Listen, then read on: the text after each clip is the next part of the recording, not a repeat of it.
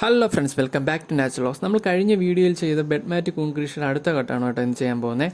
പിൻ ഹോളിട്ട് വെച്ച ബെഡ് നമ്മൾ എടുത്തിട്ടുണ്ട്. ഏകദേശം 25 ദിവസം കഴിഞ്ഞ് ബെഡാണ് നമ്മളിപ്പോൾ എടുത്തേക്കുന്നത്.